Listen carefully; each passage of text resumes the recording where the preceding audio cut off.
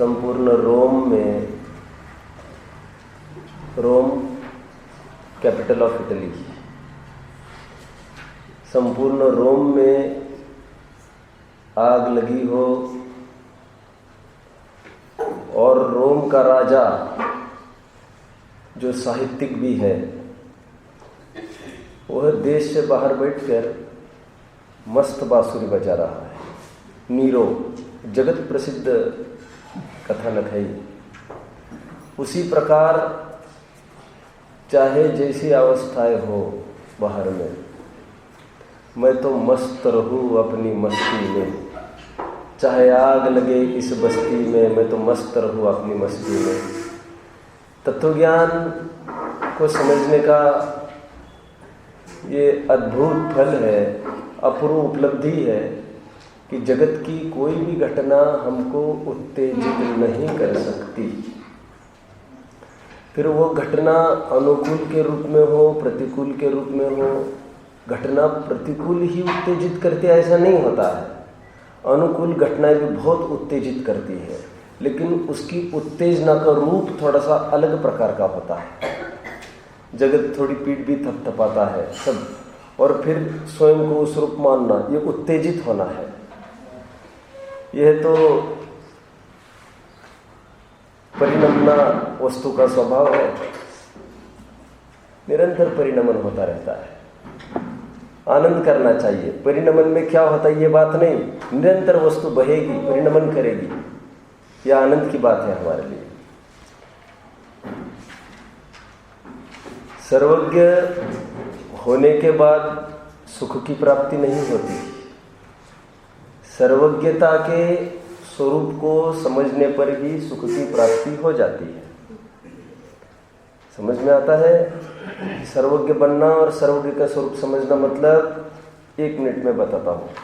सर्वज्ञ होना मतलब कब क्या होना ये पता होना, और सर्वज्ञता का स्वरूप समझना मतलब जब जो होना है सो नक्की है ये पता होना। हमको ये जरूरी नहीं है पता होना कि कब क्या होना है, इतना भी बहुत जरूरी है। बस इतना भी मालूम पड़े जो भी होगा वो अनचेंजेबल ही होगा। हम चेंजेबल जानकर व्याकुल है। ऐसा न करते तो कैसा होता, और ऐसा करते तो कैसा होता, और ऐसा नहीं करना चाहिए था, वैसा नहीं करना चाहिए था, तुम ऐसे तुम वैसे तुम वैसे तुम वैसे। समझ में आ रहा? अरे वस्तु को सीधा ठेठ जाकर संपर्क करो। तुम आदमियों से क्यों भिड़ रहे हो? ललित भाई जी नहीं होती तो ऐसा नहीं होता, वैसा नहीं होता तो वैसा। तुम ठेठ जाकर पूछो मंदिर को, क्यों भैया इस समय में ये नहीं, वो तो खुलना ही था, मंदिर होना था, चटाई बिछनी थी, सब होना था। वस्तु के समीप जाकर अनुभव करने पर पर द्रव्य के प्रति दोषारोपण का भाव होता नहीं, पर द्रव्य के फालतू महिमा का भी भाव उत्पन्न होता नहीं। वस्तु में स्वयं में वह ताकत थी उत्पन्न और ध्वंस उस रूप परिणमित होने की। समझ में आता है? इतना बस ज्ञान में रहे, जब जो होना है सो नक्की ही है और अनचेंजेबल है। रोग होगा तो अनअवॉइडेबल होगा, और क्या होगा। ऐसा होना होता हो तो वैसा ही होगा। फिर सबको मरना एक दिन, राजा राणा छत्रपति हातिन के असवार। बच्चे को ये चीज घुटी में, बुंदेलखंड में तो घुटी में एक एक बच्चे को उठाओ, सबको ये मुंह जबानी याद रहती है। सबको मरना एक दिन, अपनी अपनी बार। हमारे एंगल पर ये निर्भर करता है कि इस लाइन को देखकर हम रोए कि सुखी हो जाए। आज तक हमको पता नहीं था ये कि सबको मरना। तो अचानक ये 12 भावना सुनकर ये क्या होने लग गए, तुम रोने क्यों लग गए हो? ये जिन वचन, एक एक जिन वचन तुम्हारा रोना मिटाने के लिए है। इस माँ के पास रोने का काम नहीं होता। जितने भी रोते आते हैं हंसते चले जाते हैं। समझ में आ रहा? डॉक्टर के पास एक जन आया, बोला साहब ये ठीक होना है, घबराओ मत। जितने भी रोगी आए हैं यहाँ से वो रोग अवस्था में गए नहीं। वो जितने भी आए हैं यहाँ पर मरे ही मरे, बाहर जाने का काम ही नहीं हो उनका। कितना डरा हो वो मरीज, ये तो बीच की बात आ गई। जितने भी जिनवानी माँ के पास आते हैं रोते आते हैं और हंसते ही चले जाते हैं। मर्म समझने की बात है यहाँ पर। जिनवानी माँ कुछ खिलाएगी, उसको प्रेम से सेवन करना। प्रेम से सेवन करने की ताकत नहीं हो तो इतना स्वीकार करना, ये सेवन करने लायक चीज़ है। अपने शरीर को उस मापक बनाना कि उसको पचा सके हम। समझ में आता है? हर एक की ताकत नहीं होती पचाने की। मैं किसकी तरफ संकेत कर रहा हूँ? भले हम संयम व्रत त्याग हमारे जीवन में नहीं कर सकते हैं, स्वीकार करो, इससे हमारा जीवन नहीं होता है। मैं तो चैतन्यमय मूर्ति हूँ। जो जहाँ पर होना है सो होकर रहेगा। मरना सबको एक दिन। आगे बोलो, अपनी अपनी बार में कितना दम है। तुम क्यों रोते हो? हमको मरना है, हमको मरना है, हमको मरना है। आगे तो लिखा है ना, क्या लिखा है? अपनी अपनी बार का ये मतलब है वो पर्याय अपने स्थान पर यूनिक है। चाहे तो भी पहले नहीं होगा मरण, चाहे तो भी आगे नहीं होगा। समाधि करो। समझ में आ रहा है? अपनी अपनी बार कहकर वो पर्याय की सामर्थ्य बताने का प्रयास किया है। और तुम रोकर कोई आगे पीछे मरण होगा ऐसा थोड़ी ना कुछ होगा। आज भी लोक में कहते, बेन जॉनसन था ना, HIV का मरीज था और 10 साल बेस्ट चैंपियन रहा अपने क्षेत्र में। कोई उसकी गेम देखकर कहता नहीं था कि इसको HIV भी होगा। और वो ये कहता था, मुझे ये सोचने को फुर्सत नहीं है मुझे क्या हुआ है। उसको सोचते रहो तो कोई, अरे आकुलता ही है। जो होगा तब तो होगा, मैं मेरी गेम क्यों छोड़ू? आज मैं तो वर्तमान में जीने वाला हूँ। भविष्य में जो होगा सो देखी जाएगी। भविष्य को लेकर आज रोना हमने नहीं सीखा है। समझ में आता है?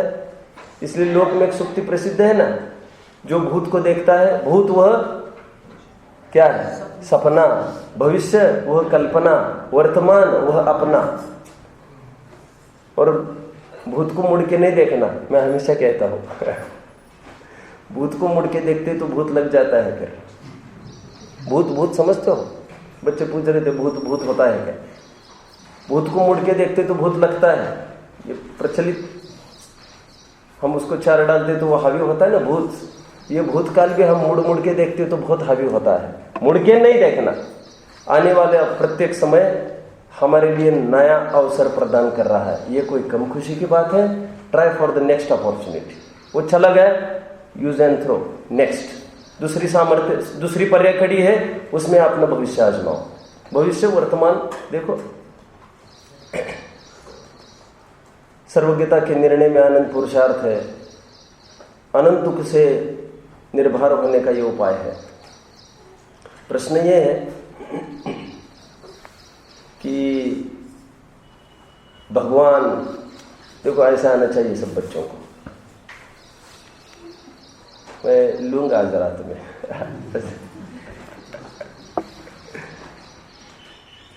न मस्जिद के बाहर खड़े रहकर मुसलमानों को देखने की आदत होनी चाहिए। रंगीन कपड़े में एक जन भी नहीं जाता अंदर, सब टोपी ऊपर से नीचे व्हाइट। पता है कि नहीं ऐसा? अच्छा है, अच्छा है। और भेष सर्वथा कुछ नहीं होता, ऐसा नहीं होता है। निमित्त निमित्त घना संबंध होता है। सादगी, सादगी का प्रतीक है। समझ में आता है? नेता लोग भी व्हाइट पहनते हैं, सादगी। समझ में आता है?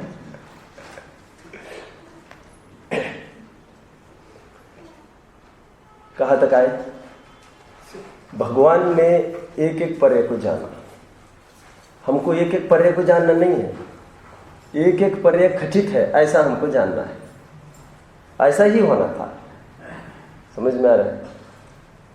प्रश्न ये था, 2-3 दिन पहले खड़ा हुआ था, भगवान क्या पहली पर्याय जानते हैं? भगवान पहली पर्याय जानते हैं क्या? हमारी पहली अवस्था जानते हैं क्या भगवान? 2 दिन पहले प्रश्न उत्पन्न हुआ था। खानिया तत्व चर्चा में इस प्रश्न का डिबेट हुआ है। ऐसे कैसे होगा? भगवान तो सर्वज्ञ है, वे नहीं जानेंगे तो और कौन जानेगा अपने पहली पर्याय? समाधान के रूप में फूलचंद जी ने 2 बातें लिखी थी, मैं यहां से बताऊं कि जब वस्तु ही अनादि की है, सर्वज्ञ की क्या ताकत है उसको आदि की जानने की? सर्वज्ञ तो इसलिए है जैसी वस्तु है वैसा ज्ञान करते हैं, इसलिए वे सर्वज्ञ है। ईमानदार है वे, नेकी है, जैसा है वैसा ही जाना है उसने, उन्होंने। वस्तु स्वयं अनादि की है। हमने महावीर भगवान की 10 शिक्षाओं में पहली शिक्षा पढ़ी है, क्या बोलो? कोई किसी से छोटा बड़ा नहीं है, पहली शिक्षा।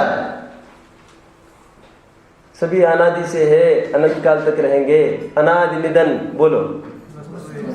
भिन्न भिन्न वस्तुएं अपनी अपनी मर्यादा में रहते हुए परिणमन करती है, कोई किसी को परिणमन नहीं कराता। परिणमन कराने का भाव मिथ्या है। अनादि निधन, भिन्न भिन्न अनादि निधन, समस्त वस्तुएं अपनी मर्यादा में रहते हुए परिणमन करती है। समस्त वस्तुएं कैसी है? अनादि अनिधन। ईश्वर नाम की कोई ऐसी जगत में चीज नहीं है जो सृष्टि का नियंता हो। ईश्वर नाम की ऐसी चीज जरूर है जो सृष्टि का ज्ञाता हो। ज्ञाता रूप कर्ता स्वीकार है, नियंता रूप कर्ता स्वीकार नहीं है। जो किसी का लेखा जोखा करता हो ऐसा कोई ईश्वर नहीं है। यहां पर समझ में आ रहा है? ईश्वर ने यदि किसी द्रव्य की आदि देखी हो तो कितनी झूठ बात है, क्योंकि वस्तु अनादि की है। A thing can neither be created, बोलो, nor destroyed. A thing can just be transferred from one form into the other. ये न्यूटन्स लॉ है। आज के विज्ञान की सभी खोजें ये बहकाने के लिए नहीं, हमको अच्छे ढंग से देखो, उसको सिद्धि कराते हैं। समझ में आ रहा है? कंप्यूटर का जितना विकास एक पुद्गल की सामर्थ्य दिखा रहा है, और पुद्गल की सामर्थ्य ज्ञान के सामर्थ्य को प्रसिद्ध करा रहा है। ज्ञान नहीं होता तो इसको कौन खड़ा करता है? ज्ञान की सामर्थ्य देखो, जहां पर लगता है लग जाता है। समझ में आता है? आगे आ जाओ आप लोग, आ जाओ, आ जाओ। थोड़ा जल्दी उठा करो ना सर्वज्ञ जी, थोड़ा जल्दी उठा करो।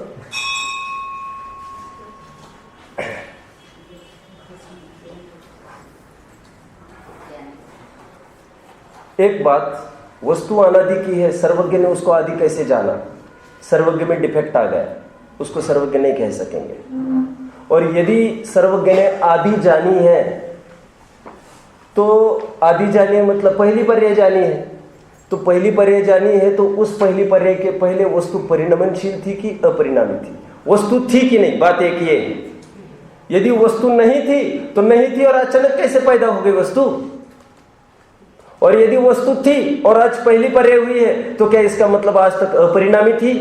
समझ में आ रहे? तर्क, 2 तर्क मैंने रखे यहां पर, 3 तर्क रखे हैं। वैसे कौन कौन से 3 तर्क रखे, कोई बोल सकेगा?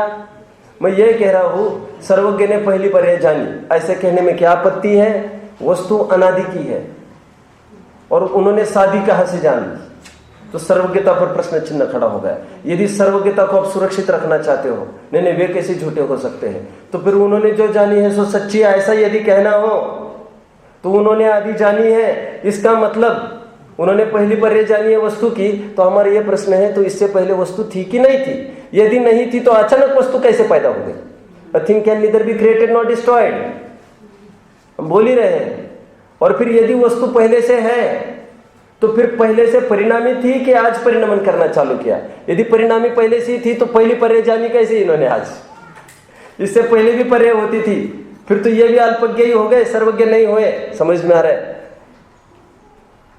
अनंत को अनंत रूप से जानते हैं भगवान, अनंत का अंत नहीं जानते। अनंत का अंत जाने तो वे सर्वज्ञ नहीं होंगे, वे झूठे सिद्ध होंगे। फिर समझ में आ रहा है? और एक प्रश्न हुआ खाने तत्व चर्चा में, लोकाकाश का आपने डायग्राम देखा होगा, परस्पर उपग्रह जीवानाम के रूप में प्रसिद्ध करते हैं। लोकाकाश है, वो कहां पर स्थित है? आकाश के बीचों बीच स्थित है। क्या प्रश्न हुआ होगा अनुज? प्रश्न क्या हुआ होगा? आकाश के बीचों बीच स्थित है। बीच हम कब कह सकते हैं? बीच तब कहते जब आकाश का ओर हो, छोर हो, कुछ तो कहे हो। ये हॉल का सेंटर, ये हमने कैसे बोला? हॉल का ओर या छोर हो तभी तो सेंटर बोल सकते हैं, नहीं तो सेंटर बोल कैसे सकेंगे? तो प्रश्न हुआ लोक आकाश को आप आज दोपहर में खूब लेने वाला हूं। आइंस्टाइन ने ऐसा माना है लोक आकाश ही सब कुछ है, उसके बाहर कुछ नहीं। दोपहर में लूंगा पूरे, उसका कैसा खंडन मंडन अन्य वैज्ञानिकों ने किया है उसकी चर्चा करेंगे। मैं अभी क्या कहना चाहता हूं, लोकाकाश को मध्य क्यों कहा जा रहा है? मध्य इसलिए नहीं कहा जा रहा है कि आकाश द्रव्य का कोई और छोर है, इसलिए कहा जा रहा है इस तरफ भी अनंत आकाश, इस तरफ भी अनंत आकाश, सर्वत्र अनंत आकाश। अनंत अनंत, कितना अनंत? कोई अंत है? भगवान ने उसका अंत देखा है? और भगवान की क्या ताकत है अंत देखने की, जब वस्तु में ही अंत नहीं है? वस्तु जैसी है वैसा जानने की सामर्थ्य है भगवान की। समझ में आ रहा है? और एक बात, वो भगवान जानते सबको है, जानते सबकी पर्याय को है, लेकिन भोगते अपनी पर्याय को है। निगोदी की पर्याय को जाने, निगोदी कितना दुखी है वे जानते हैं कि नहीं? टोडरमल जी साहब ने बार बार लिखा है, ये तो जो दुख भोगते वे ही जाने या केवल ही जाने हैं। निगोदी इतने दुखी है, इतने दुखी है, इतने दुखी है, कितने? या तो वे ही कह पाएंगे या तो केवल ही कह पाएंगे। तुमको क्या लगा था हम कह पाएंगे? कितने कितने पूछ रहे हो जो, या तो वे ही कह पाए, वे तो बोल नहीं सकते, तो केवली तो कह पाए। नहीं, केवली तो बहुत सीमित काल में रहेंगे यहाँ पर, केवली बहुत सीमित काल रहते हैं यहाँ पर। कितना सीमित काल? 1 लाख पूर्व तो अधिनाथ रहे, उपदेश करते, ज्यादा क्या रह सकते? और उस इतने से पीरियड में पूरी चर्चा नहीं हो सकती। 33 सागर निरंतर तत्व चर्चा करते हैं सर्वर सिद्धि के देव, और तब भी उसका पार नहीं होता। समझ में आया क्या बात फलित हुई? अनादि को अनादि जानते हैं, अनंत को अनंत जानते हैं। समझ में आ रहा है? भगवान भी आदि नहीं जान रहे, भगवान भी अंत नहीं जान रहे, ये कहकर प्रश्न चिन्ह खड़ा नहीं करना चाहिए। वस्तु है तो है। वहां पर और एक तर्क दिया, कल्पना करो एक गोल बना है, इसका आदि और अंत बोलो। इसका आदि और अंत है क्या? कोई कहने में समर्थ है क्या? आदि हो तभी तो बोले। आगे और ये 21वीं 22वीं गाथा में ये बोला कि केवल ज्ञानियों को कुछ भी परोक्ष नहीं है, केवल ज्ञानियों को सब कुछ प्रत्यक्ष है। परोक्ष क्यों नहीं है? किसी अड़तिया की आवश्यकता नहीं है उनको। अड़तिया मतलब हम गिर जाए और कोई हाथ देने लग जाए, हम हमारे बल पर उठ जाएंगे। समझ में आए? गरीबी आ जाए, संकट में आ जाए, कोई कहे ले लो ना, स्वाभिमानी कोई बर्दाश्त नहीं है, हम हमारे दम पर उठ जाएंगे। भगवान को दूसरों की आवश्यकता क्यों पड़े? इंद्रियों की आवश्यकता नहीं, पदार्थ की आवश्यकता नहीं, प्रकाश की आवश्यकता नहीं। पूजन की लाइन बोलो, आलोक ज्ञान का कारण है, इंद्रिय से ज्ञान उपजता है, जड़ चेतन सर्जन करता है। जड़ चेतन को सर्जन कैसे करेगा? सर्जन समझते हो? बनाना। जड़ चेतन को कैसे बना सकता है? जो स्वयं देखने की सामर्थ्य नहीं रखता वो दूसरों को कैसे दिखाएगा कोई चीज? केवल ज्ञान को पदार्थ की, प्रकाश की और इंद्रियों की आवश्यकता नहीं है। भगवान का ज्ञान अतीन्द्रिय है। आश्चर्य तो देखो, पदार्थ की भी आवश्यकता नहीं है। पदार्थ नहीं होगा तब भी जान लेंगे। हो, कैसी बात है? पदार्थ नहीं होगा तब भी कैसे जान लेंगे? अरे ये औपचारिक कथन है।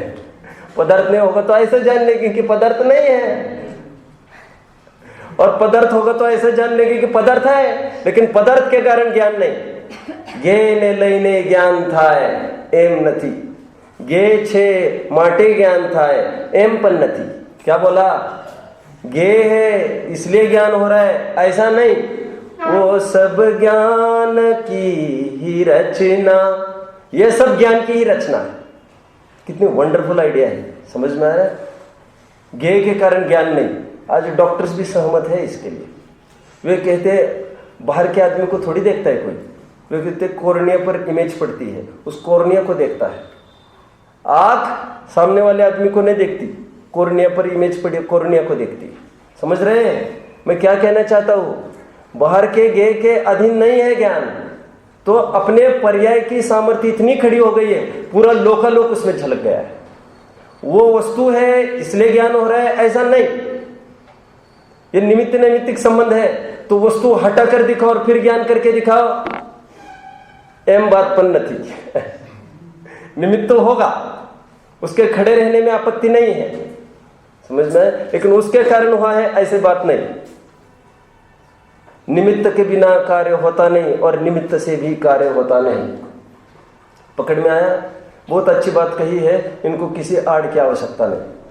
अवग्रह यह अवय धारणा ऐसा क्रमशः जानते नहीं, और इंद्रिय से जानते तो क्या आपत्ति आती? सन्निकर्षवादी ये मानते हैं कि एक एक के पास जाकर जानना पड़ेगा, और सर्वज्ञ परमात्मा सन्निकर्षवादी नहीं है, इंद्रिय ज्ञान नहीं है, इसलिए एक एक जन के पास नहीं जाएंगे। और दिक्कत क्या होगी? एक एक के पास जाएंगे तो एक को राजी करने में अनंत नाराज हो रहे हैं। हम किस किस को मनाएं? स्टेज पर एक का नाम ले तो 50 जन दुखी हो रहे हैं, और फिर 50 का भी नाम लिया हमारा बाद में क्यों? इसमें भी तकलीफ है सबको। बिना नाम से काम नहीं चल सकता क्या? जितने जन डेडिकेटेड है बस इतना बोल दो, बस जो जिस लायक हो, नाम किसी का नहीं लेना। समझ में आता है मैं क्यों कह रहा हूं इतना सारा? हम एक पदार्थ को जानने जाएंगे तो आपत्ति खड़ी होगी, इसको पहले क्यों जाना, उसको पहले क्यों जाना? युगपत एक साथ सब जानने में आते हैं। समझ में आ रहा है? कोई आड़ नहीं, कोई परोक्षता की कोई बात नहीं, सब प्रत्यक्ष है उनको। मैथिली शरण गुप्त ने साकेत नामक महाकाव्य लिखा है। साकेत मतलब अयोध्या, तो उसमें किसका वर्णन होगा पूरा? होने को तो क्या 24 तीर्थंकर तो अयोध्या के ही होते हैं, लेकिन राम का वर्णन पूरा किया है उसमें यह लिखा है कि रामचंद्र जी, लक्ष्मण, सीता जंगल में है, सब वनवास में है, और लक्ष्मण रात में पहरा दे रहे हैं। पंचवटी के बाहर बैठे हैं, राम और सीता अंदर में विश्राम कर रहे हैं पंचकुटी में, और लक्ष्मण बाहर पहरा दे रहे हैं। तो पहरा देते देते लक्ष्मण को एक विकल्प उत्पन्न हुआ है कि कितना सुहावना है ये वातावरण सब, हम राजपाट में रहते हुए भी ऐसा आनंद कभी नहीं मिला हमको। सोच रहे हैं कैसे ये सुंदर प्रकृति है, कैसे पेड़ है, कैसे हवा चल रही है, कैसा चंद्रमा है, कैसे तारे हैं। राजपाट में देखते हुए थोड़ी फुर्सत मिली होगी ये सब देखने को, तो सब देख रहे, बहुत प्रकृति का आनंद ले रहे हैं। एकदम प्रकृति का आनंद लेते लेते एकदम कुछ गड़बड़ हो गई। वो गड़बड़ यह हो गई, लक्ष्मण अचानक ये विचारने लग गए, हम तो यहाँ पर बहुत सुखी हैं, लेकिन कौशल्या घर पर है, कई घर पर है, सब अपने भरत आदि भाई सब घर पर है, वे अपने को क्या समझते होंगे? हमारे बच्चे कितने दुखी है आज। और एकदम वे दुखी होने लग गए लक्ष्मण। सुनना अच्छी बात कही मैथिली शरण गुप्त ने, जैन दर्शन से बिल्कुल मिलती जुलती है। लक्ष्मण अचानक दुखी हो गए हैं। वे अपने दुख को लेकर दुखी नहीं हुए हैं, वे उनके कल्पित दुख को लेकर दुखी है। अभी नेक्स्ट सीन, चलो अयोध्या नगरी में कौशल्य आदि ये सब सुखी है, राजपाट तो कर ही रहे।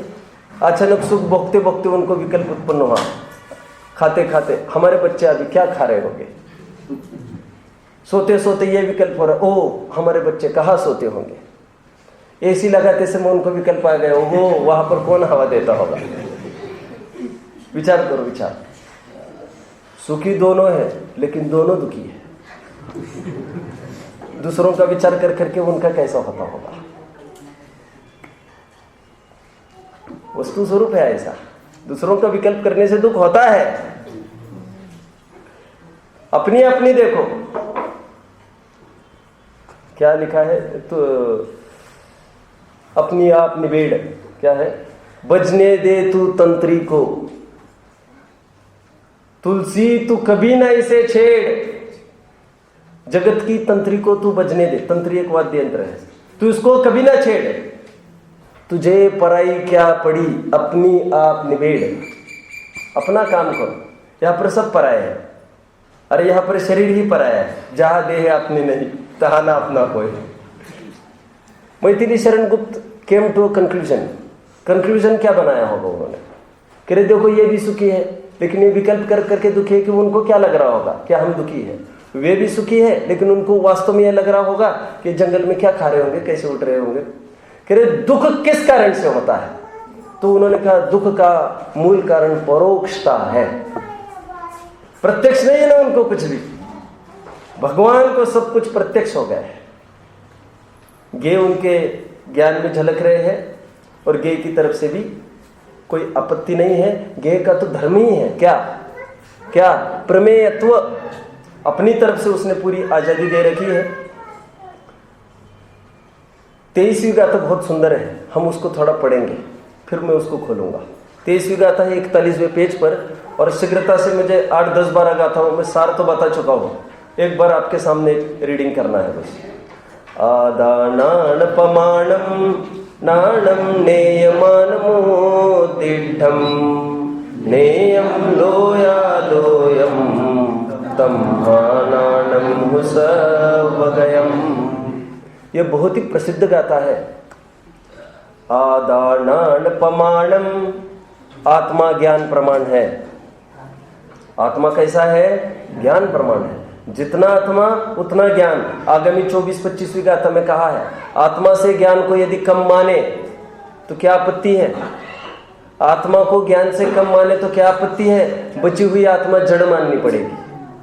यदि आत्मा से ज्ञान ज्यादा है तो क्या मानना पड़ेगा, आत्मा के अलावा अन्य द्रव्य भी चेतन है। कह रहे जितना आत्मा है उतना ही ज्ञान है, जितनी अग्नि है उतनी ही उष्णता है, अग्नि से ज्यादा उष्णता नहीं। देखो अग्नि ऐसी फ्लेम में चल रही है ना,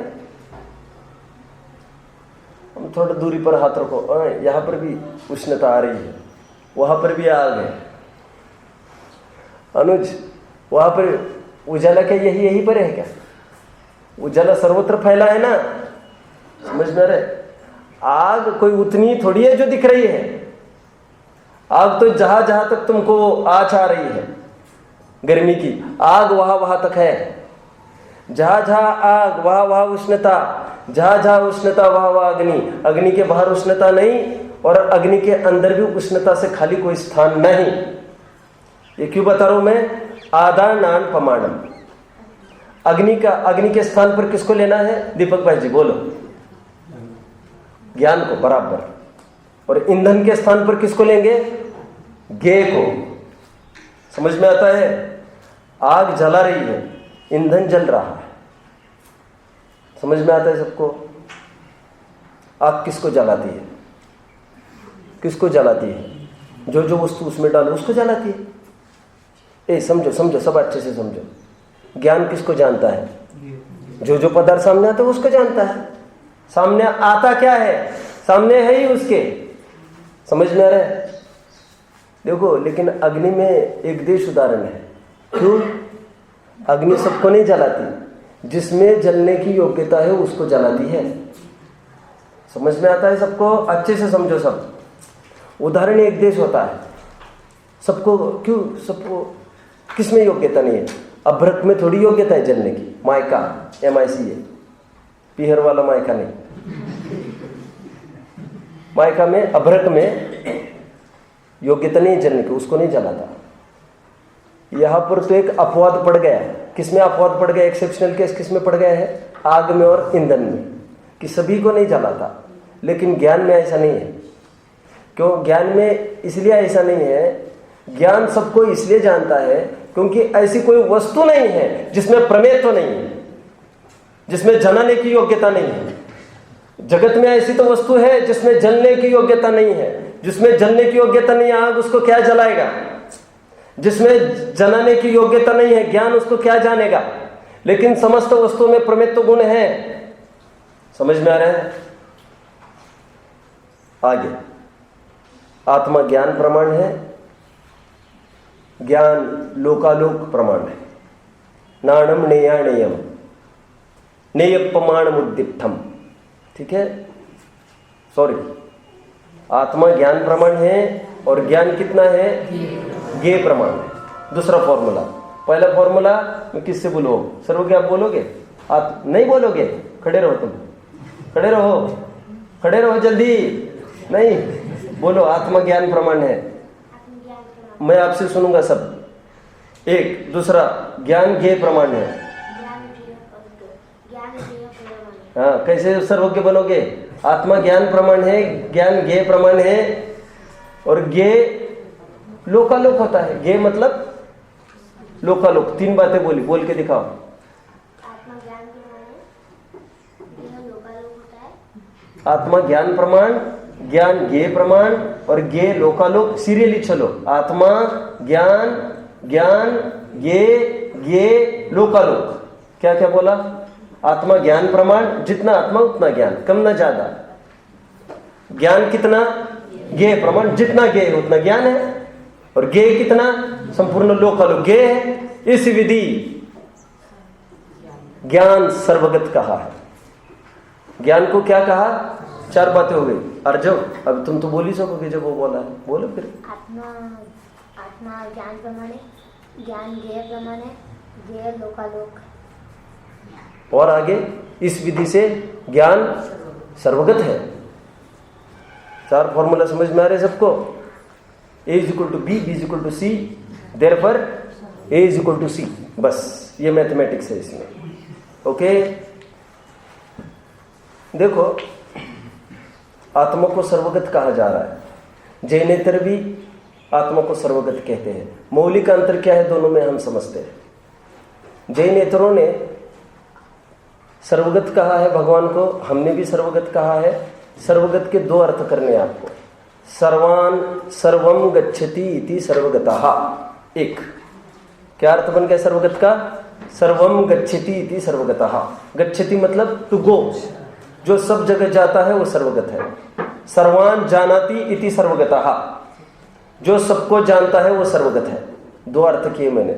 जो सर्वत्र जाता है वो सर्वगत, जो सबको जानता है वो सर्वगत।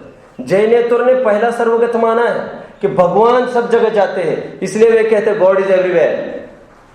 हम ये नहीं कहते गॉड इज एवरीवेयर, हम ये कहते एवरीवन इज गॉड।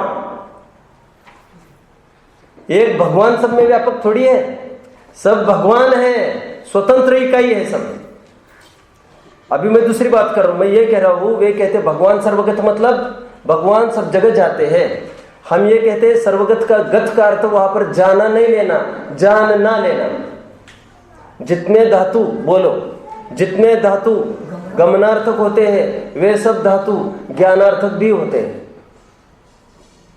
इसलिए भ्रम खड़ा होता है कि यहां पर जानना लेना कि जाना लेना। To go and to know. समझ में आ रहा है? भगवान अपने असंख्यात आत्म प्रदेश में रहकर संपूर्ण लोकालोक को जानते हैं। उनको कहीं बाहर जाने की आवश्यकता नहीं पड़ती। जाने की आवश्यकता पड़े तो वैभव नहीं है वो उनका, रहते आत्मवर्ती है और ज्ञान अपेक्षा लोकालोकवर्ती है। जाते नहीं है, क्षेत्र की अपेक्षा नहीं गए हैं, लेकिन ज्ञान की अपेक्षा से उनको गया कहते ही है। जहां न पहुंचे रवि वहां पहुंचे कवि। इसका अर्थ क्या है? जहां न पहुंचे रवि वहां पहुंचे कवि। क्या अर्थ है इसका? सूर्य की किरण जहां नहीं पहुंच पाती, सूर्य की किरण पहुंचेगी कहां पर? कोई छेद होगा उसमें प्रवेश कर जाएगी, लेकिन कवि कहाँ पहुंचेगा कि वो छेद में से घुस के पहुंचने वाला है? अरे उसकी कल्पना इतनी है, वो सूर्य की भी ताकत नहीं है। वो सातवीं नरक की पृथ्वी जो बताई है वो कवि की कल्पना है। कल्पना मतलब यहाँ पर वैसी कल्पना नहीं लेना। जहां न पहुंचे रवि वहां पहुंचे कवि, ज्ञान की सामर्थ्य बताई जा रही है। तो पहुंचना यहाँ पर कोई क्षेत्र अपेक्षा नहीं है, जानना को ही कहते पहुंचना। ये हमने छंद देखा, यहाँ पर क्या बात ली? इस विधि ज्ञान सर्वगत है, भगवान सबको जानते हैं। इतम भूत अपने द्रव्य की अपनी समस्त परे जानते हैं, अतीत वर्तमान और अनागत समस्त जान रहे हैं हमारे, एक एक की सबको समझना है, हमारी समझ में आता है। और तो फिर जीवन निर्भर होगा ही, क्योंकि जब सब निश्चित है हमें करने लायक कुछ रहा ना। ओके, ये 26वीं गाथा में आएगी। यहां पर इस प्रकार ये कह रहे हैं भगवान सर्वगत है और सर्व वस्तुएं जिनवरगत है। क्या बोले? दोनों तरफ न्याय लगा रहे हैं। भगवान सर्वगत है, अच्छे से बोलो, ज्ञान ज्ञेयगत है और ज्ञेय ज्ञानगत है। ज्ञान ज्ञेयगत है मतलब ज्ञान समस्त ज्ञेयों को जानता है, और ज्ञेय ज्ञानगत है मतलब समस्त ज्ञेय ज्ञान का विषय बन रहे हैं। दोनों अपनी अपनी जगह है, हिला कोई नहीं है। स्वतंत्रता स्वाधीनता भी किसी की खंडित नहीं है, अपने अपने स्थान पर रहकर दोनों काम चल रहे हैं और इसी किसी में आपत्ति नहीं है। ये समझ में आता है। मैंने कई उदाहरण दिए कल तक, और एक उदाहरण सुनना है।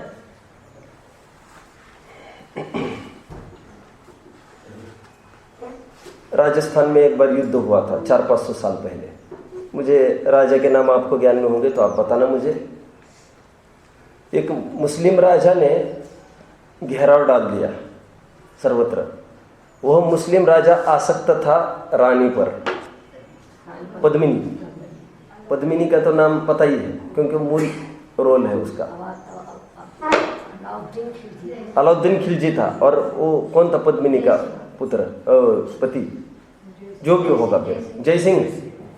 तो अलाउद्दीन खिलजी बाहर पड़ाव डाले हैं, और कोई कैसे सरेंडर करेगा? ऐसा तुम कैसी बात करते हो? तो आखिर तो कोई बात नहीं जमी। अब वो समस्या अंदर से भी आने लग गई, अनाज आदि सब खत्म होने लग गया, क्योंकि बाहर वाला पावरफुल तो रहेगा ही, उस कहीं भी जा सकता है।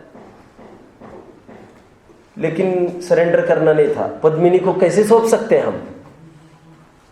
तो फिर ये भी बाहर बहुत थक गया अलाउद्दीन खिलजी। अंदर सामग्री भी थी समझ लो। फिर एक बात पर बात अड़ गई। अलाउद्दीन खिलजी ने यह कहा, हम पीछे कैसे जा सकते हैं, हमारे नाक कट जाएगी। नाक का सवाल आ गया हमारा। अभी सालों हम यहाँ पहरा दे रहे हैं और वैसे ही बिना पद्मिनी को लेके जाए, लेकिन जाना तो है अभी, हमारा खत्म हो गया हौसला अभी। तो क्या किया जाए? तो कह रहे एक काम करो, आप पद्मिनी को बस सामने लाकर खड़ी करो, हम उसको देखेंगे तो हमारी तसल्ली हो जाएगी। लेकिन इसको कौन स्वीकार करे? नहीं होगा ये, कोई सामने खड़ा करने वाला नहीं। तो फिर ऐसी कुछ व्यवस्था करी कि वो जहां पर है वहीं पर, और वो भी कैसे तैयार होती सामने आने को? ऐसी दृष्टि से देखने वाले के सामने कौन आता? तो फिर ये व्यवस्था करी, वो जहां पर है उसको भी ज्ञान मत कराओ। दर्पण के माध्यम से ज्ञान कराया, देखो यहाँ पर बैठी है वो, और दर्पण को उन्होंने देख लिया। तो अभी इनको भी तसल्ली हो गई, हमने पद्मिनी को देख लिया, निकलो यहाँ से। ना पद्मिनी सामने आई है, लेकिन पद्मिनी ज्ञान का गेय बनी है। ठीक उसी प्रकार सर्वज्ञ के सामने कोई एक भी गेय आने की आवश्यकता नहीं। सामने आने की आवश्यकता नहीं मतलब एक एक को अटेंडेंस में लोगो, लाइन में लोगो, ऐसी थोड़ी बात है। जहां पर है वहीं पर बैठे रहो, हम यही से सबको जान लेंगे। मैंने कहा ना, टीवी में नमस्कार किया, कितने जनों को पहुंच गया वो नमस्कार। अरे विश्व में जितने भी टीवी खोल के बैठे हैं और नहीं खोल के बैठे हैं, उनको बोल दो खोल के बैठो, नमस्कार पहुंच जाएगा। समझ में आया? लेकिन इसमें कमी है, अभी वो कमी भी हट गई है विज्ञान में। वहां से कुछ बोलते हैं तो यहां से भी बराबर क्वेश्चन आंसर सेशन चलता है ना, कोई भी अपने स्थान पर बैठकर बोले तो बराबर वक्त यहां से बोल सकता है। तो सर्वज्ञ जहां पर खड़े हैं वहां पर सबको लोकालोक को जान रहे हैं। ज्ञान ज्ञेयगत है, और ज्ञेय को इस बात में क्या नई बात आ रही है 26वीं गाथा में? ज्ञेय ज्ञानगत है। ज्ञेय ज्ञान को प्राप्त हुआ है। प्राप्त हुआ है मतलब वो भी जना रहा है, ज्ञान में आ रहा है, ज्ञान की, ठीक है। 26वीं गाथा आपने हुई। ये तो स्पष्ट है कि जिनवर सर्वगत है और जगत के सर्व पदार्थ जिनवरगत है, नई कोई बात नहीं मिलेगी इसमें। अब थोड़ा सा 27वीं गाथा देखते हैं, 27वीं, 28वीं, 29वीं और फिर 30वीं गाथा की तरफ बढ़ना है तुरंत। अब भी 27वीं गाथा में यह कह रही है, आत्मा ज्ञान प्रमाण है। अव्यव्य आपने बोला, क्या बोला? आत्मा ज्ञान प्रमाण है। एक प्रश्न खड़ा हुआ है कि आत्मा ज्ञान ही प्रमाण है, तो आत्मा ज्ञान प्रमाण है तो आत्मा और ज्ञान तो एक हो गए। हाँ, तो एक ही है ना, इसमें आपत्ति खड़ी है। यह स्याद्वाद कथन है, आत्मा और एक ही, आत्मा और ज्ञान एक है। क्यों? दर्शन ज्ञान चरित्र की छुट्टी कर दी क्या आपने? उनका क्या होगा? यदि ज्ञान ही आत्मा हो जाएगा तो दर्शन चरित्र का क्या होगा? गुणों के पिंड को द्रव्य कहते हैं, परिभाषा का क्या होगा? समझ में आया? तो समयसार में भी यह सर्वत्र प्रकरण फैला है। वहां पर यह कहा, ज्ञान में है अनंत शक्ति अव्याप्त। आत्मा को ज्ञान मात्र दिखाए सब जगह, रिप्रेजेंटेटिव खड़ा करके दिखाते हैं। एक दूत एम्बेसडर एक जाता है देश की तरफ से, लेकिन he is not alone, he represents the entire country. अब गांधी जी को थोड़ा कुछ करेंगे ना गड़बड़ जेल में, ये समझ लो आपकी चटनी हो जाएगी यहाँ पर। कैसे? गांधी जी अकेला थोड़ी है, Gandhi ji is India. Okay, इसको एक नहीं देखना है, इसको इंडिया देखना है। क्यों ऐसा? गांधी जी को क्यों रिप्रेजेंटेटिव बनाया? क्योंकि उसका कोई बल है उसका अपना, समझ में आता है। उसी प्रकार ज्ञान को बनाया हमने रिप्रेजेंटेटिव। हम 11 जन हार गए तो हम क्या कहते हैं? India has lost the match. हम कब गए थे भैया? जबरन हमारे माथे ये पराजय आ रही है। घबराओ नहीं, मेडल भी पहना जाएगा। अरे किसको चाहिए ये? बिना कुछ किए। लेकिन वो 11 ही नहीं है, वो पूरे इंडिया को रिप्रेजेंट करते हैं।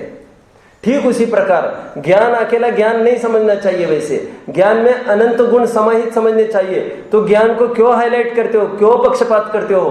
क्योंकि ज्ञान, बोलो, ज्ञान लक्षण है, स्वपर प्रकाशी है, निर्णय करता है, वही पकड़ में आता है, उसी के माध्यम से अन्य गुण पकड़ में आते हैं। ठीक है। पप्पू की मां, पप्पू के 3 भाई हैं छोटे छोटे, फिर भी कहलाती क्या है? पप्पू की मां को बुलाओ। 3 भाइयों को कभी आपत्ति नहीं हुई, क्यों हमारी मां नहीं है क्या? लेकिन वो आ गई प्रचलन में। थोड़ी पता था दूसरा लड़का होगा तुम्हारे जैसा नालायक।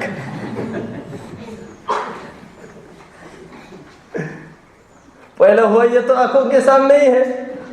अभी से कैसे कहेंगे वो दूसरे का नाम लेकर कि इसकी मां है? अब पप्पू की मां कह रहा था, अब आज तक अब दूसरा लड़का हो गया तो अभी दूसरे की मां चालू होगी क्या? फिर कितना भ्रम खड़ा होगा। आज तक इसकी मां थी, अब इसकी मां हो गई। एक प्रचलन है पप्पू की मम्मी,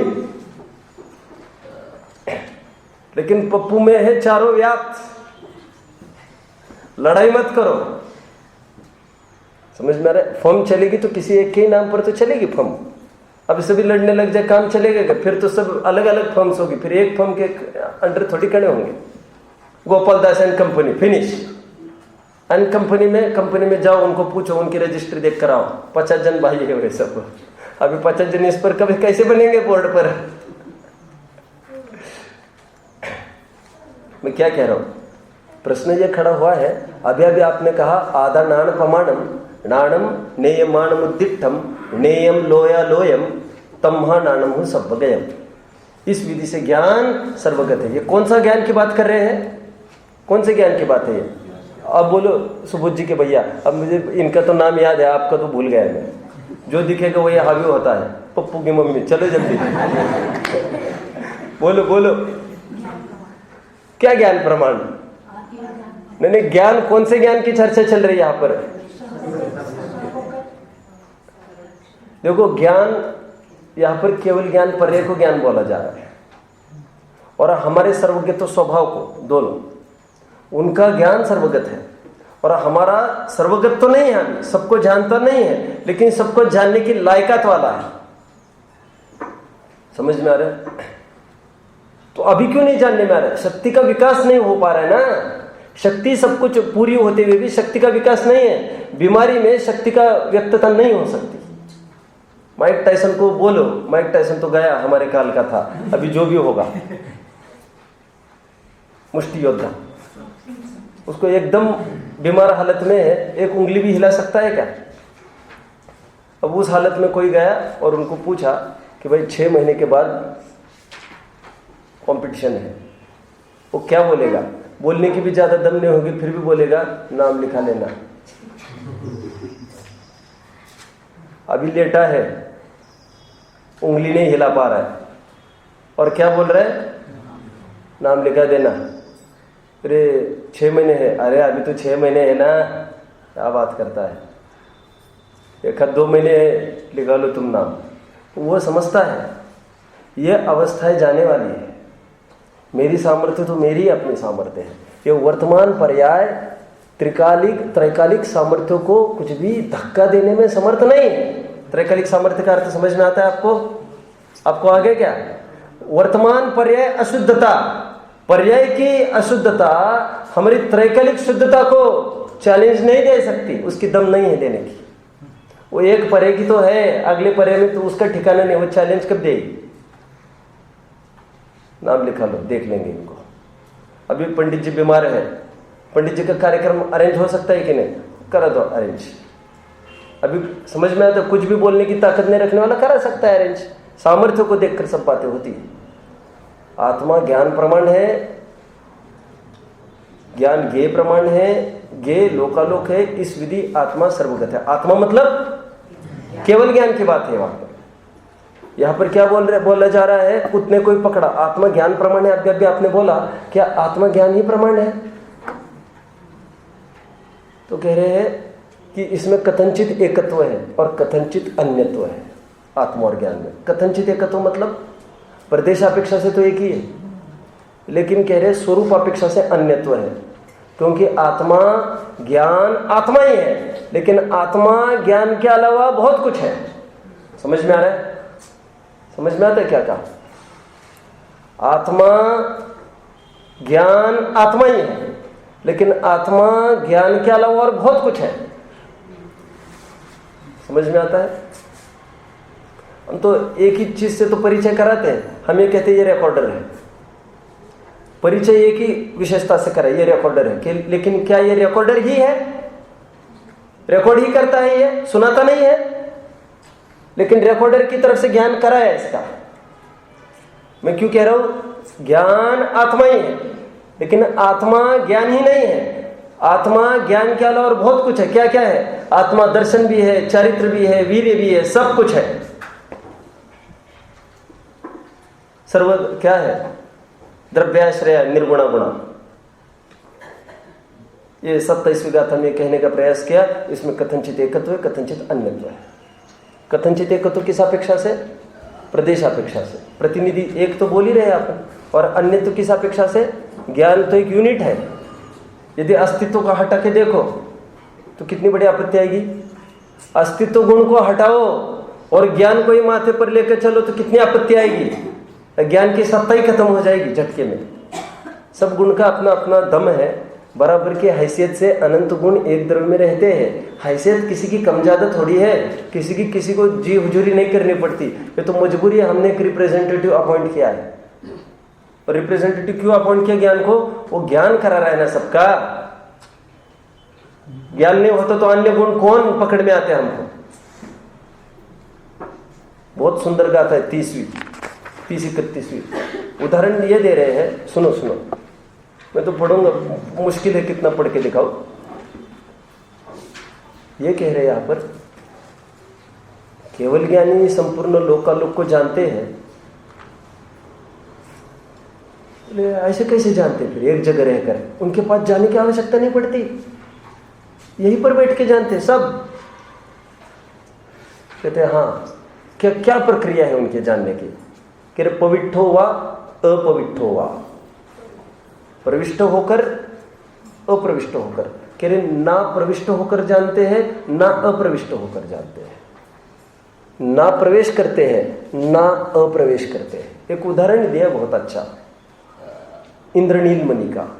नीलम मणि आंखों के सामने खड़ा करो। अभी आंखों के मतलब कल्पना में ही खड़ा करना पड़ेगा। नीलम मणि थोड़ी ना यहाँ पर कोई हयाती में, हयाती में कुछ नहीं है यहाँ पर। डायमंड भी जिसको कहते हैं वो कोई डायमंड थोड़ी है। Diamond is considered to be the hardest material, और इसको कितनी कटिंग कुटिंग चलता रहता है। वो यही डायमंड होगा कि क्या मालूम। आज इसको डायमंड कहने लग गए हैं बस। इंद्रनील मणि होगा कोई, हम कुछ नहीं कह सकते, चौथे काल में होगा। ये इंद्रनील मणि का उदाहरण देकर ये बोल रहे हैं कि इंद्रनील मणि को दूध में डाला जाए। दूध कैसा दिख रहा है? ब्लू, एकदम नीला। ये क्या हो गया? अब उसको एक काम करो, आप एक कप लो, कप को डिप करो उसमें। हाँ, गजब होगा, ये चमत्कार है, नीला हो गया दूध। इतना सा मनी डाल दिया बस। अब उसको कप में से उठाया दूध को, ये अलग कर दिया है। ये क्या है? Magic again, white, what magic. बहुत जादू का खेल चल सकता है, चौथा है सर। इंद्रनील मणि डाले, किसी को पता नहीं अपन पॉट में नीली चीज है, तुम कप में लो भाई, कप में होती है सफेद हो गया। हाँ, ये क्या है? अच्छा, लोगों को रॉबिन ब्लू तो पता है, नील, लेकिन ये अलग ही नील है, ये गुली नीली नहीं है किसी में। उदाहरण काय के लिए दे रहे झांझरी जी, उदाहरण काय के लिए है? कौन सा ज्ञान? केवल ज्ञान। कैसा जानता है लोकालोक को? ना पविट्ठो ना अपविट्ठो, ना प्रवेश होकर ना अप्रवेश होकर। ये कुछ समझ में नहीं आया। ना प्रवेश भी नहीं होता और अप्रवेश भी नहीं होता। ऐसा नहीं कह रहे प्रवेश भी होता और प्रवेश नहीं भी होता, ऐसा नहीं। ना प्रवेश होता है ना अप्रवेश होता है। आचरण की वाणी पर थोड़ा ध्यान दो। कह रहे कैसे? तो इंद्रनील मणि का उदाहरण दिया। उदाहरण के माध्यम से बहुत सरल होता है आचरण को समझाना। तो कहते हैं कि अब एक काम करो, ये सब नीला दूध है ना, अब उसमें से चुपचाप आंखें बंद करो। और आंखें बंद करी, वो मणि उठाया और अपने जेब में डाल दिया। आंखें खोलो, व्हाइट, ये क्या है? ऐसा कौन सा कमाल हो गया? तो कह रहे वो इंद्रनील मणि है ना, अब उसके सामने खोलो, उसमें डाल दो, पूरा नीला हो गया। अब प्रश्न ये है मूल में, वो इंद्रनील मणि है, वो प्रवेश किया है उसने कि प्रवेश नहीं किया है दूध में? तो ये नहीं कहना प्रवेश भी किया और प्रवेश नहीं भी किया। कह रहे ना प्रवेश करता है ना अप्रवेश करता है। उभय नहीं बोलना है, अनुभय में बोलना है। यहां पर समझ में आता है? इसमें दम है आचरण की पूरी। अच्छा, पढ़ के दिखो। क्या मैं पढ़ के कुछ नहीं आया हूं।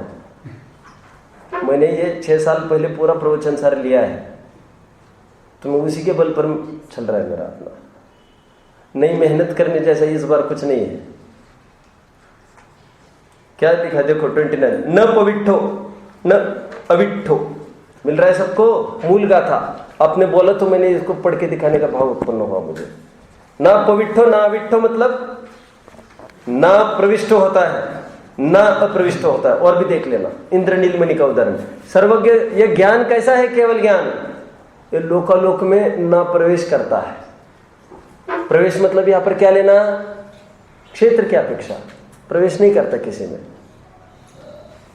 और ना अप्रविष्ट है मतलब, लेकिन जानता तो सब जगह है। इस अपेक्षा से तभी तो ज्ञान को सर्वगत बोला जा रहा है, क्षेत्र की अपेक्षा सर्वगत नहीं। ये ध्यान रखो, ये ज्ञान की ताकत, ज्ञान की पावर को बता रहे हैं। और ये कहना चाहते तुम छिपने का प्रयास मत करो। कहते ना आप निरंतर यू आर अंडर सीसी, क्या कौन सा कैमरा होता है वो? सीसीटीवी। अपने को अपना टीवी लेना है, निरंतर आप उस कैमरे में हो। फिर फिटिंग विटिंग नहीं करनी पड़ती। पूरी फिटिंग करिए ना यहाँ पर, ऐसी फिटिंग नहीं करनी पड़ती, समझ में रहे? और निरंतर विकल्प पूर्वक देखना भी नहीं पड़ता। वो निरंतर केवल ज्ञान के कैमरे में सब आ रहा है। इतम भूत एक एक पर्याय झलक रही है। आगे ये बताएंगे और कैसे झलक रही है। कह रहे वर्तमान पर्याय जैसी प्रत्यक्ष है, वैसे अतीत और अनागत पर्याय बिल्कुल प्रत्यक्ष है। वर्तमान वक्त देखो कोई भी हादसा हो गया घर में, कोई मर गया, कोई कुछ हो गया, दुख कितने दिन का रहता है? चंद दिनों की बात है, गायब। और यहाँ तक देखा हम लोगों ने, तो आप लोगों ने भी देखा होगा, पूरे उसमें जान डाल दी 6-7 साल। कैंसर ट्रीटमेंट कैसे ठीक हो, कैसे ठीक हो, देश विदेश लाखों। और जिस दिन वे चले गए, 1 महीने भर में दूसरी शादी की बात हो गई, दूसरी शादी करा दी। और at the age of 50, shame on you. कैसे वैराग्य का कोई ठिकाना है? समझ में आ रहा है क्या कहा? हटा दो इस पलंग को, हटा दो, एक निशानी भी नहीं रखो इनकी, हटा दो इसे, हटा दो, हटा दो। सुधदारा हुए न सीरी, सब स्वार्थ के ही फिरी। विवेक भैया, विषय समझ में आ रहा है पूरा? क्या कहना चाह रहे हैं यहाँ पर? यहाँ पर कह रहे एक एक पर्याय ज्ञान का विषय बन रही है, केवल ज्ञान का। छुपाने की छिपने की कोई प्रावधान नहीं है। मैं कुछ कह रहा था, क्या कहना चाहता था मैं? कुछ बात आई थी बीच में अच्छी।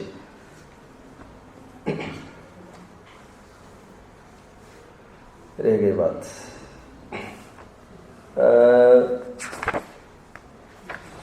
ये 30वीं गाथा देखो सब, 30वीं गाथा खोलो। रेणमिह इंद्रनीलम, मिल रहा है सबको? दुर्दज्जसियम जहां सभासाए समासाए। क्या देखो क्या लिख रहे? इंद्रनील मणि जिस प्रकार न प्रविष्ट होता है न अप्रविष्ट होता है, उसी प्रकार केवल ज्ञान की प्रवृत्ति होती है। एक एक पर्याय को जान रही है। समझ में आ रहा है? वे जान रहे तो हमको क्या की बात नहीं है। तुम्हारा पूरा जान रहे हो कच्चा चिट्ठा, आगे क्या क्या होगा ये जान रहे। महत्वपूर्ण बात तो ये है, भविष्य की एक एक पर्याय जान रहे। कैसे जान रहे हैं? अभी की चर्चा चल रही थी, वर्तमानवत प्रत्यक्ष आ गए। कैसा? जैसे ही वर्तमान जान रहे ना, मैं इसलिए उदाहरण दे रहा था, कोई घर में गुजर गया और जैसे ही कहते भाई दुख कैसे ठीक होगा, तो उसके लिए बेस्ट सॉल्यूशन है what? Let the time get past. Passage of time is the only medicine and solution. और हम सब करना चाहते हैं, लेकिन हमको वेट करना नहीं आता। जो वेट करता है वो जीता है। सम्यक दर्शन के बाद मोक्ष तक कितना काल वेट करता है, ये धैर्य है सम्यक दृष्टियों का। ये कोई बुजदिली नहीं है कि वो मुनि दीक्षा अंगीकार नहीं कर रहे। ये उनका धैर्य है कि देखते चलो सब तमाशे। जो जो बीज बोया है, बहुत बोया होगा तो आ रहा है सब उदय में। आए, I am ready to see. Switch off नहीं करो कोई टीवी, सब चालू रखो। समझ में आ रहा है? मैं मेरे तत्व ज्ञान के बल पर देख लूंगा सब। क्या कहना चाह रहा हूं मैं? और टाइम पास हो गया है। वो दुख एक सरी का रहता नहीं, वो सुख भी एक सरी का रहता नहीं। धैर्य सबसे बड़ा आलम्बन, कहते हैं ना, patience and Perseverance overcome mountains. लेकिन फटाफट चाहिए, फटाफट, फिर फटाफट गए सुसाइड कर ले, फटाफट, फिर जितनी जल्दी में शादी करने की जल्दी पड़ी थी, उतनी जल्दी में फटाफट डाइवोर्स कर दिया, और फिर डाइवोर्स भी हो गए, फिर कहने लगे नहीं ठीक था, नहीं अच्छा था, नहीं ठीक था, नहीं अच्छा था। समझ में आ रहा है? मिनट के डिसीजन है ये सब, अज्ञानियों के। वो हमारे अनुसार परिणमन नहीं करते, वो हमारी इच्छा के। अरे भैया, तुम्हारी इच्छा भी एक शरीर की थोड़ी रह रही है निरंतर। तुम तुम्हारी इच्छा को तुम्हारे काबू में नहीं कर पा रहे हैं, तुम उनको कैसे अपने काबू में कर पाएंगे? समझ में आ रहा है? अरे हम अपने ऊपर भी भरोसा नहीं कर सकते। परमार्थ बात यह है, हमारा भी कोई ठिकाना नहीं है कब क्या अच्छा लगता है, कब क्या खराब। हम स्वयं पर ही भरोसा नहीं कर सकते। हम दूसरों पर क्यों पीछे लगे हैं? तुम ऐसा करो, तुम ऐसा करो। समझ में आ रहा है? दूसरों से हम स्वयं से अपेक्षा नहीं कर सकते। ओके, हम दूसरों से अपेक्षा नहीं कर सकते। आइए, ओके, उनको समझाओ। उनको क्या समझाओ? मैं तुमको समझाना चाहता हूँ। उनको जैसा करना है करने दो, तुम सहज हो जाओ। समझाना संभव होता तो पहले तो हम तुमको समझाते। उनको समझाओ। और उनको समझाने से वे सुखी होंगे, तुम कैसे सुखी होंगे? तुम्हारी समझ से तुम सुखी, उनके समझ से तुम सुखी। समझ जिसकी है उसको सुखी, तुम्हें समझना है कि नहीं? उनको समझो। वो पीछे पड़े रहते, फिर वो बहुत परेशान करते। कहां तक आया?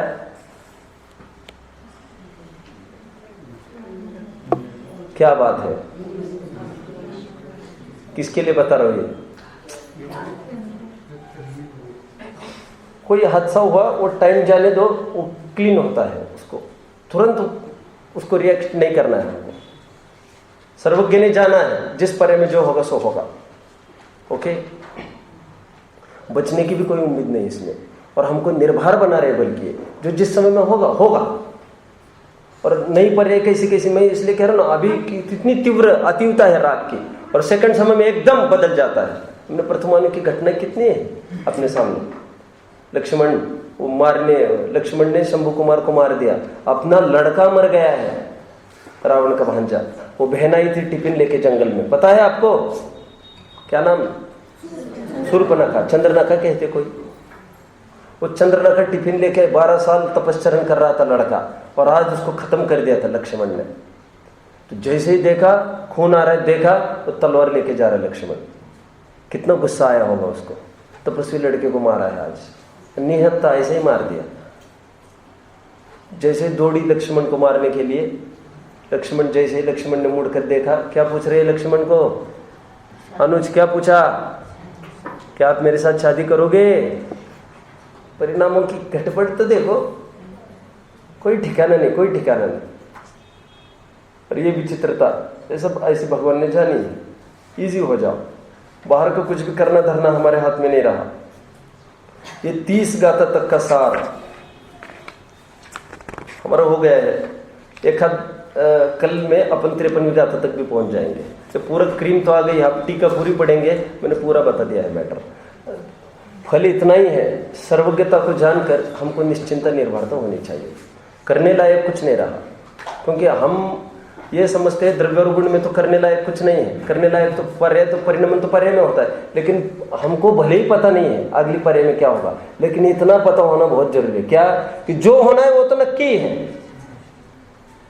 उसको और एक शब्द दिया, अलंग्य शक्ति कल बोल दिया मैंने समनभद्र स्वामी का, और एक बोल दिया भगवती भवितव्यता। क्या बोल दिया उसको? कौन सा छंद बोलो? भवितव्यता भगवती मदीयन्तु रहन्तु हम करोमीति यदि सद्गुरुपदेश व्यवसित जिन शासन रहस्या। यदि जिन शासन के रहस्य को समझना चाहते हो तो इतना समझ लो, जो भी पर्याय उत्पन्न होती है वो भगवती भवितव्यता है। भगवती क्यों डाल दिया? भगवान, भगवती, भगवान संबंधी भगवती, वो पर्याय भगवान है। भगवान मतलब उसको बिगड़ने का प्रयास मत करो, वो भगवान का अभिनय होगा, अवर्णवाद होगा। जिस प्रकार भगवान को दुखी करना असंभव है, उसी प्रकार इस पर्याय के पलट फेर का भाव स्वयं के दुख का कारण है। ओम नमः।